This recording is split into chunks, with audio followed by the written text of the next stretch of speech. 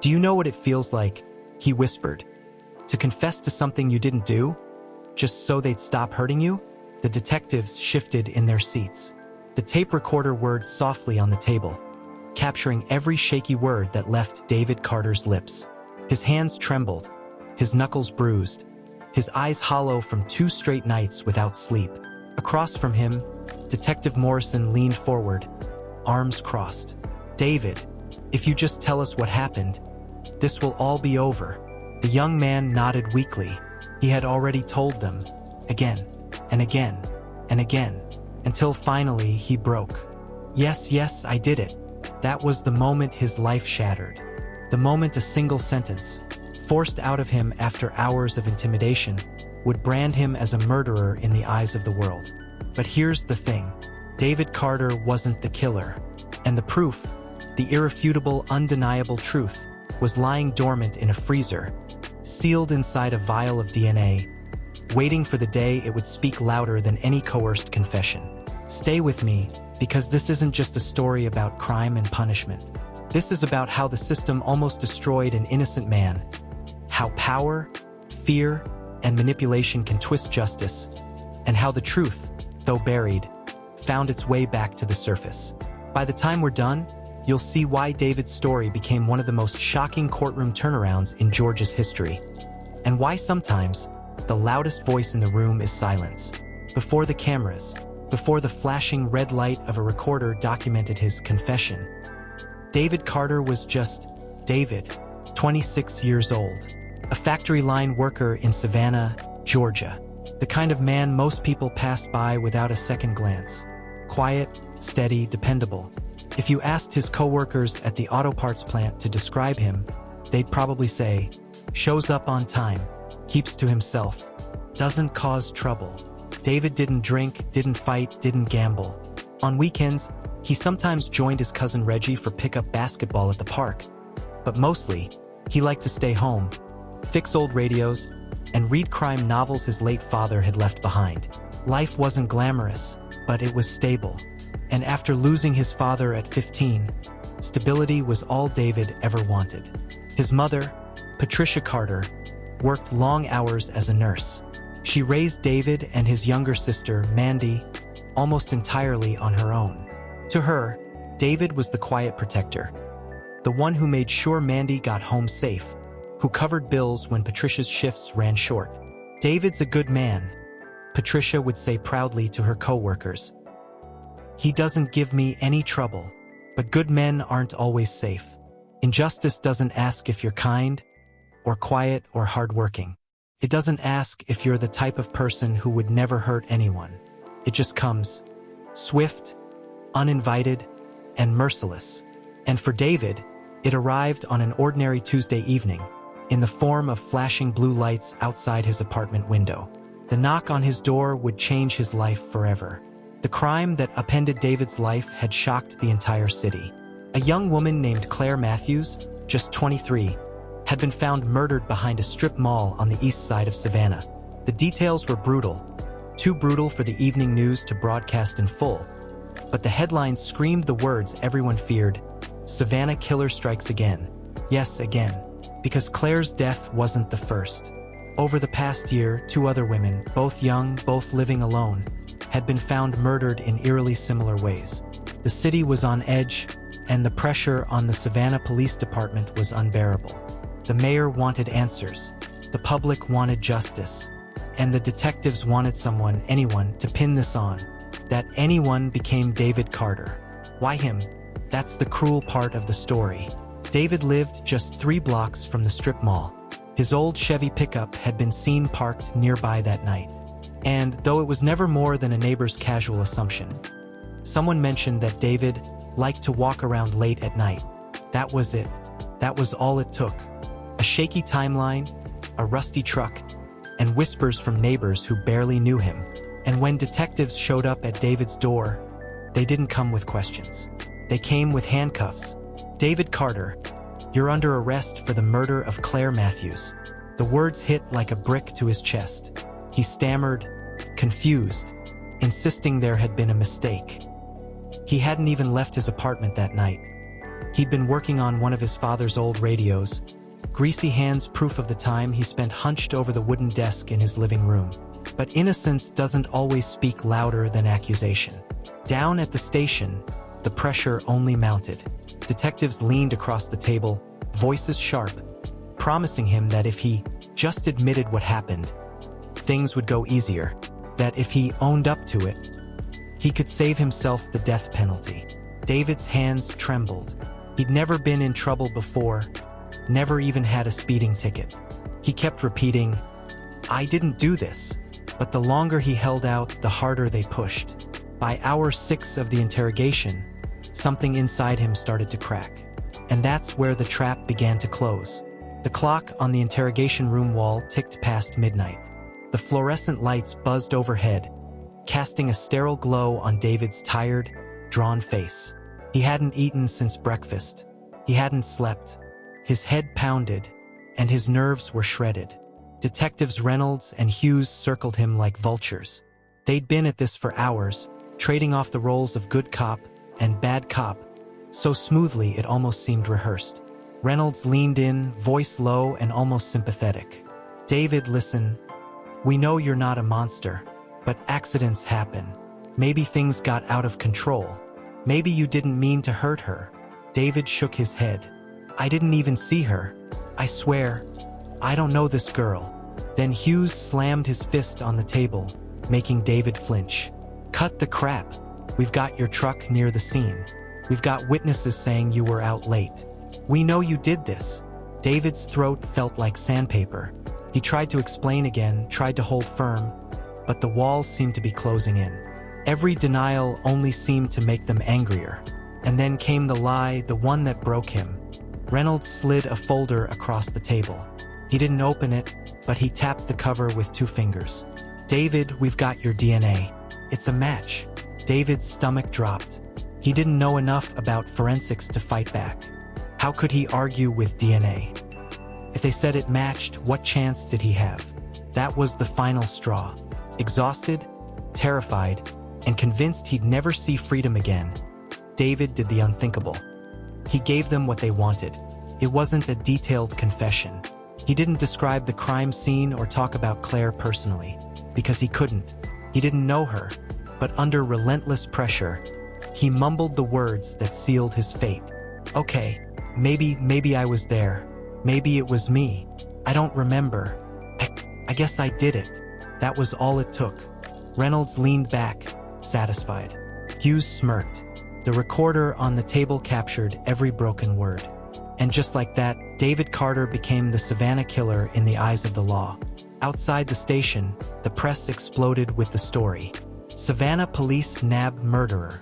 Confession secures breakthrough in serial case. For the city, it was a relief.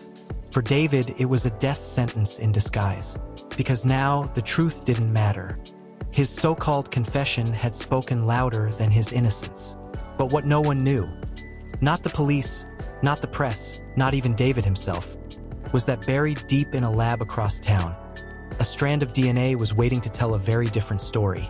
By the time David Carter's trial began, Savannah had already made up its mind. The city wanted justice for Claire Thompson, and the police and prosecutors were determined to give them a villain. The courtroom was packed.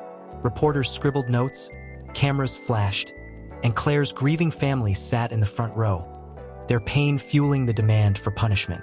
David sat at the defense table, looking more like a boy than a man. His suit, borrowed, slightly too big, hung on his frame. His eyes carried dark circles from sleepless nights. Every time he glanced at the jury, he could see the way they looked at him.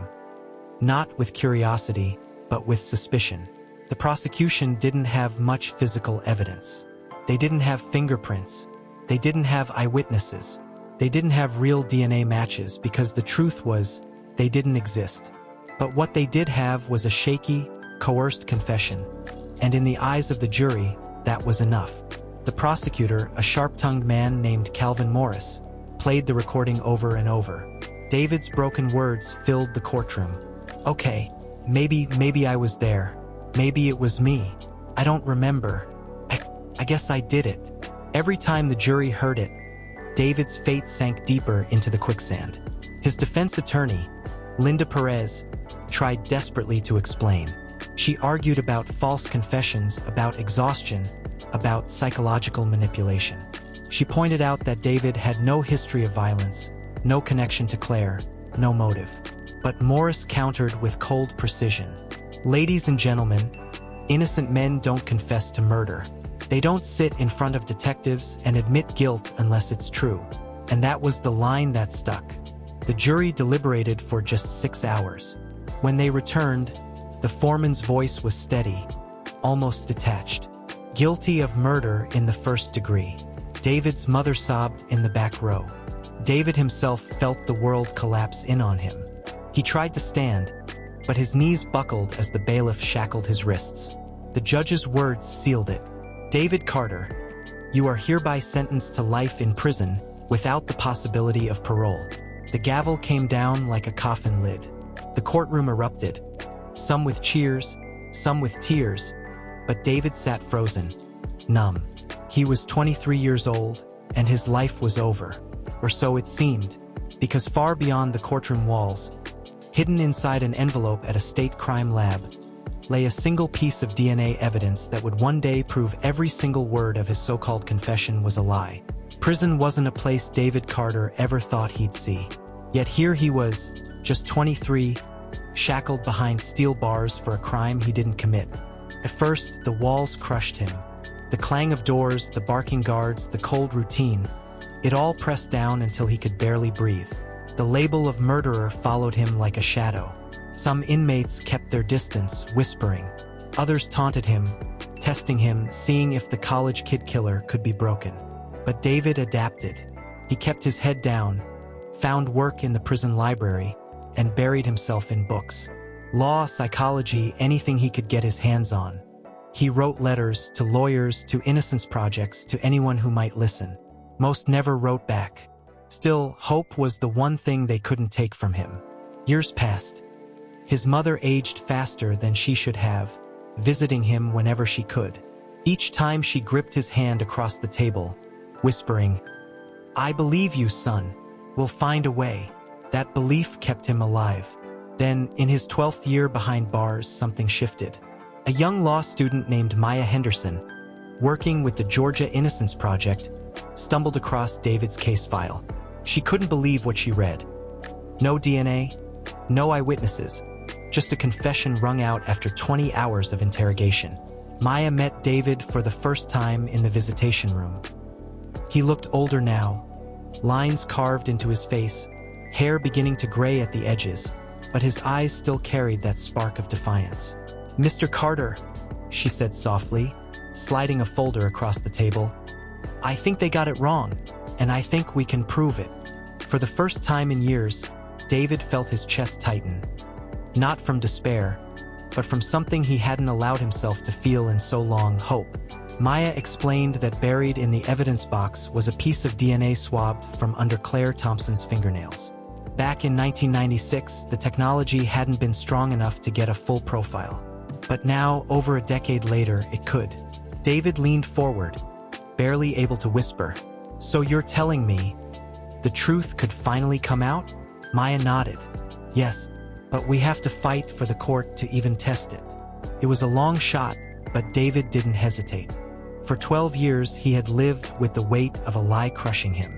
Now, finally, there was a crack in the walls that held him. And through that crack, light began to pour in.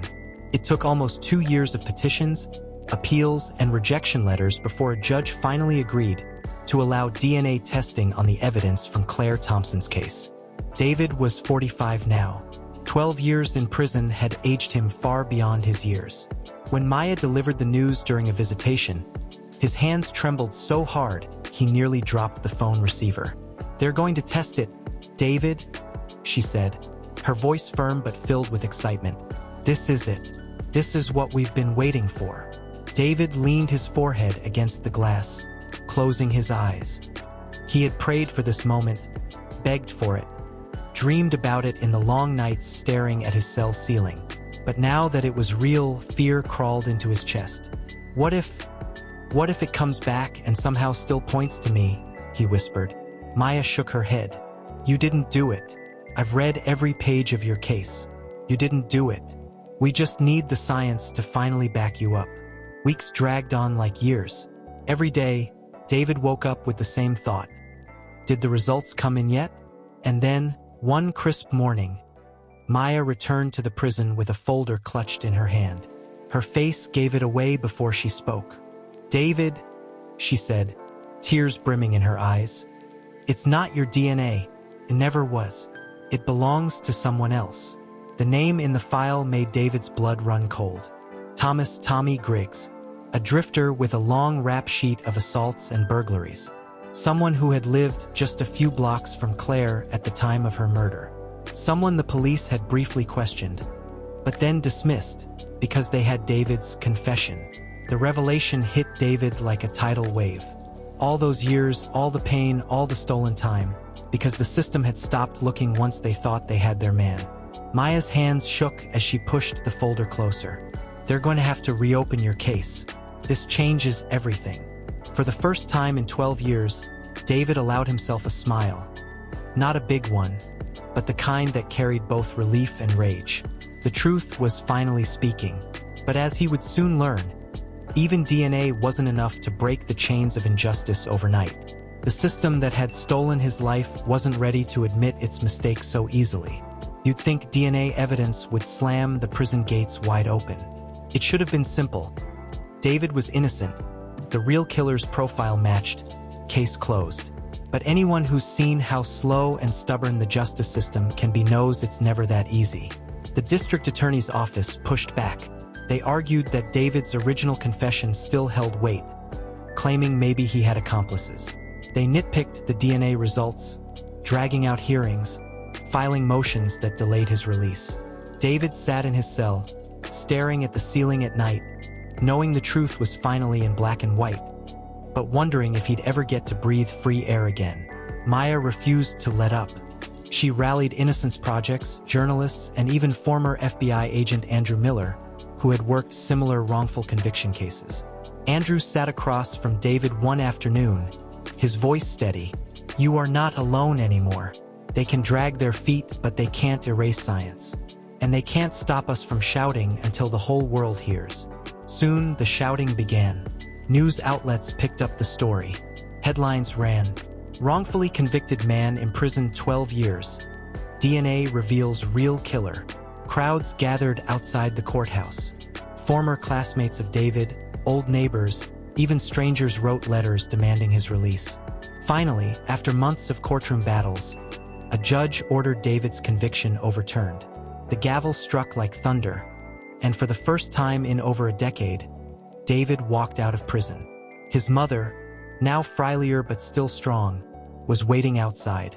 She threw her arms around him and sobbed into his chest. "My boy," she whispered. "I told them you didn't do it. I never stopped believing." David looked up at the sky, breathing deeply, the sunlight warm against his skin. He had lost 12 years, but in that moment, he had gained something just as precious: freedom. Thomas "Tommy" Griggs was arrested within weeks. DNA, eyewitnesses, and his own record painted a picture too clear to deny. He confessed under pressure, finally admitting he had been the one who broke into Claire Thompson's home that night. The public outrage was fierce. How could the police have pinned the crime on the wrong man when the real killer was practically in their backyard? An internal review exposed sloppy work, coerced interrogations, and a rush to close the case. Detectives who had ignored evidence were reassigned. The prosecutor who had fought tooth and nail to keep David locked up resigned under pressure. David, meanwhile, began rebuilding. He spoke at law schools, telling students, "Don't just chase convictions, chase the truth. Lives depend on it." He and Maya worked together to launch a foundation that helped other wrongfully convicted prisoners get access to DNA testing. But even with his freedom, scars remained. Nights were restless, the memories of interrogation and prison life still haunting him. Yet, David refused to be defined by his suffering. "I lost 12 years, he said once in an interview, "but I refuse to lose the rest of my life." David's story reminds us of a truth too powerful to ignore. Justice delayed is justice denied. But with persistence, allies, and the courage to keep fighting, the truth can break through. If you're watching this, remember, never underestimate the power of speaking out, of pushing for what's right, even when the odds are stacked against you. Because David's story wasn't just about a wrongful conviction. It was about hope, resilience, and the unstoppable force of truth. So now I want to ask you, if you were in David's shoes, locked away for a crime you didn't commit, would you have had the strength to keep fighting? Drop your thoughts in the comments. Don't forget to like, share, and subscribe, because stories like this need to be heard. And let David's journey be a reminder to us all. The truth has a way of rising, no matter how deep it's buried.